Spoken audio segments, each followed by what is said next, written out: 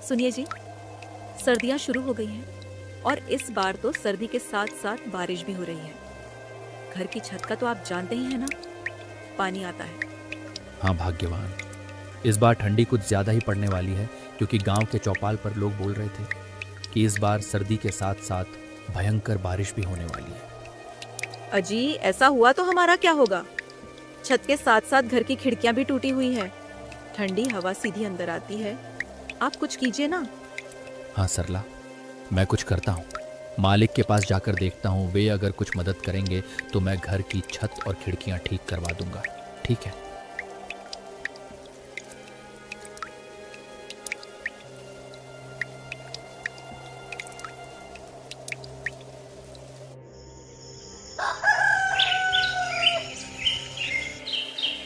अगली सुबह लखन मालिक के घर की तरफ चल देता है।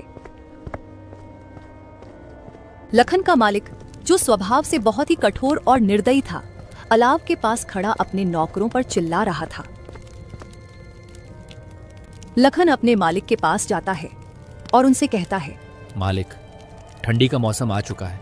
कल तो हल्की हल्की बूंदाबांदी भी हो रही थी और मेरे घर की छत और खिड़कियां टूटी हैं, जिससे कि घर में पानी और हवा आती है, और अगर मैंने जल्दी से उसे ठीक नहीं करवाया तो ठंडी में हम लोगों को बहुत दिक्कत हो जाएगी। मैं और मेरी पत्नी तो किसी तरह दिन काट लेंगे, लेकिन मेरी एक छोटी सी बेटी है, वह इतनी ठंडी में उस टूटे फूटे घर में नहीं रह पाएगी। लखन की बातें सुनकर मालिक कहता है, अरे लखन, तो उसमें मैं क्या कर सकता हूँ? मालिक, आप मुझे थोड़े बहुत पैसे उधार दे देते तो मैं अपने झोपड़े की मरम्मत करवा लेता और मैं दिन रात मजदूरी करके आपका उधार चुका दूंगा। अरे तने अभी तो इतना काम भी ना करया जो मैं तने उधार दे सकूं। अभी मेरे पास पैसे कोन्या। सर्दी की वजह से सारा धंधा चौपट हो रहा है। और सुन मेरी बात, काल से काम पर मत आइए, मने तेरे बर्गे मजदूर की जरूरत कोन्या।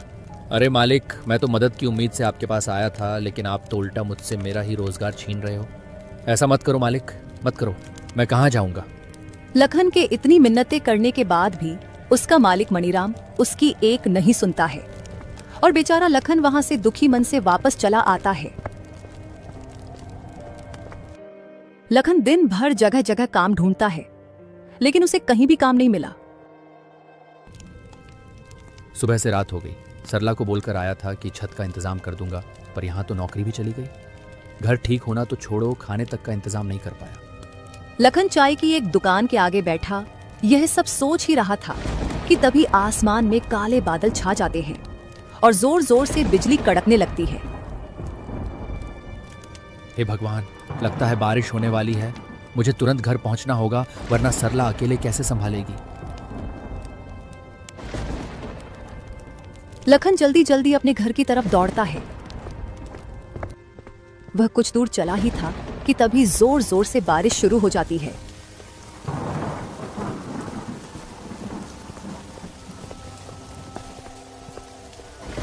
हे ऊपर वाले, ये कैसी परीक्षा ले रहे हो? पहले क्या आपको हमारे दुख कम लग रहे थे, जो ऊपर से ये बेमौसम की बारिश और शुरू कर दी?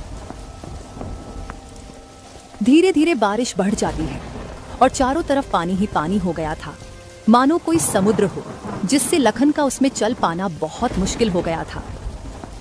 वह एक पेड़ के नीचे रुक जाता है और बारिश के थमने का इंतजार करता है। हे भगवान, एक तो इतनी ठंडी और ऊपर से ये तेज बारिश। मेरे तो हाथ पैर सुन्न पड़ रहे हैं। इतने पानी में चल पाना भी मुश्किल हो गया है, और घर पर बेचारी सरला अकेली परेशान हो गई होंगी। लखन काफी देर तक उस पेड़ के नीचे बारिश के रुकने का इंतजार करता है, लेकिन बारिश थी कि रुकने का नाम तक नहीं ले रही थी।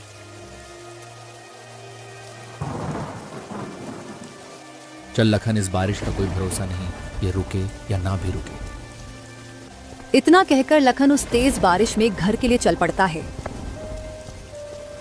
जहां तक लखन की नजर जा रही थी, सब और पानी ही पानी था। छोटी छोटी झोपड़ियां तो पानी में ढहकर बह गई थी। यह देखकर लखन को अपने घर की चिंता होने लगती है। बेचारा लखन जैसे तैसे करके अपने घर तो पहुंच जाता है,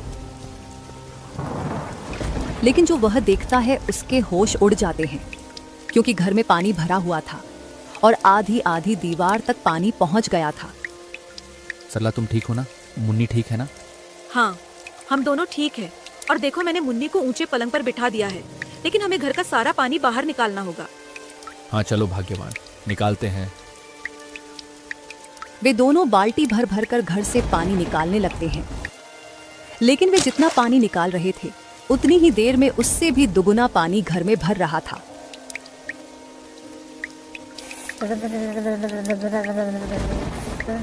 माँ, बापू, ये पानी तो बढ़ता ही जा रहा है।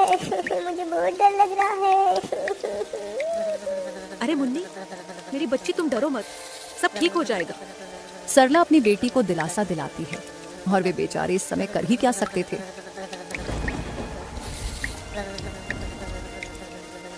रात के आखिरी पहर बारिश रुकती है। वे जैसे तैसे करके उस रात को बिताते हैं।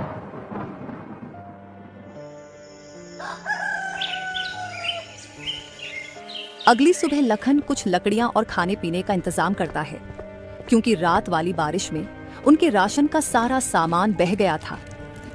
उन लकड़ियों से लखन अलाव जलाता है तो उन्हें ठंड से थोड़ी बहुत राहत मिलती है। ये बारिश का सिलसिला यूं ही कुछ दिन तक जारी रहता है। रोज रोज सरला और लखन को घर का पानी निकालना पड़ता।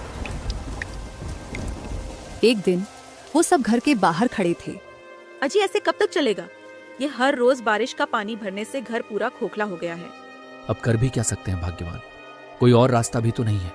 वे दोनों आपस में बातें कर ही रहे थे कि तभी अचानक से जोर का तूफान आया और बारिश शुरू हो गई।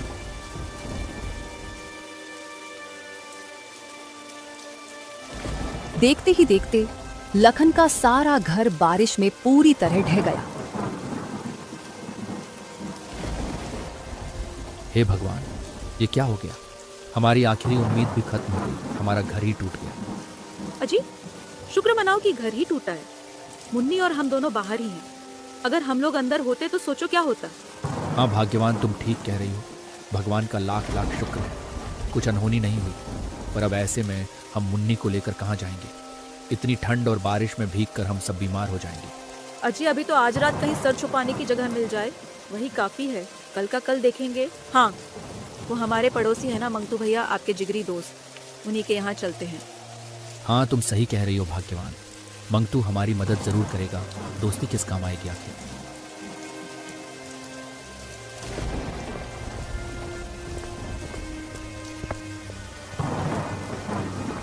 वो दोनों अपनी बेटी को लेकर मंगतू के घर के तरफ उस तेज बारिश में चलते हैं और मंगतू के घर का दरवाजा खटखटाते हैं।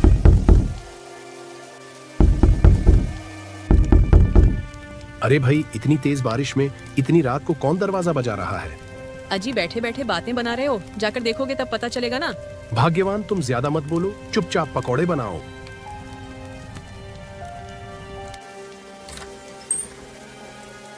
अरे लखन, तू पूरे परिवार के साथ इस समय यहाँ? सब ठीक तो है ना? अरे कुछ ठीक नहीं है मंगतू भाई, तेज बरसात की वजह से हमारा घर ढह गया है। सड़क पर आ गए हैं हम लोग। बीबी बच्चों को लेकर कहाँ जाता, इसलिए यहाँ आ गया। आज की रात क्या हम तेरे घर में रुक सकते हैं? देख भाई लखन, दोस्ती यारी अपनी जगह ठीक है, मैं तुझे रख भी लूं, पर तेरी भाभी कभी नहीं मानेगी। और वैसे पूरा परिवार एक साथ माफ करना भाई, मैं नहीं रख सकता। तू कैसी बात कर रहा है मंगतू? मैंने भी हमेशा तेरे अच्छे बुरे वक्त में तेरा साथ दिया है, और आज जब मुझ पर मुसीबत आई तो तू मुंह फेर रहा है।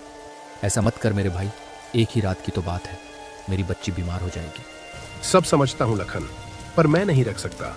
अभी तुम कोई और जगह तलाश कर लो। लखन कुछ और बोल पाता, उससे पहले ही मंगतू ने उसके मुंह पे दरवाजा बंद कर दिया। ये लो जी, पकोड़े खाओ। कौन था दरवाजे पर? अरे भाग्यवान, वो लखन और उसका पूरा परिवार था। उसका घर टूट गया है, इसलिए यहाँ रुकने को आया था। मैंने बाहर का रास्ता दिखा दिया। अजी, लखन तो आपका अच्छा दोस्त है ना, उन्होंने हमारी कितनी बार मदद करी है। आपने ये ठीक नहीं किया जी। अरे, मैंने कोई धर्मशाला खोल रखी है क्या जो हर किसी को रख लूं? और कैसा दोस्त? अब उसके पास ना घर रहा ना कुछ और, तो वो मेरे किस काम का? मैं दोस्ती तभी तक रखता हूँ जब तक सामने वाले से फायदा हो। भगवान से डरिए जी, वक्त बदलते देर नहीं लगती। कहीं ऐसा ना हो ये आपके बड़े बोल आप पर ही भारी पड़ जाए। अरे भाग्यवान, ऐसा कुछ नहीं होता। ये लो पकौड़े खाओ, बड़े ही स्वादिष्ट बने हैं। उधर मंगतू बरसात के मजे ले रहा था तो वही लखन का परिवार तेज बारिश में बीच सड़क पर भीग रहा था। अजी, आप तो मेरा दोस्त कह के जान लुटाते थे ना, और उसने तो हमें एक रात घर में रुकने तक नहीं दिया। अरे भाग्यवान वही तो बात है ना, बुरे वक्त में ही पता चलता है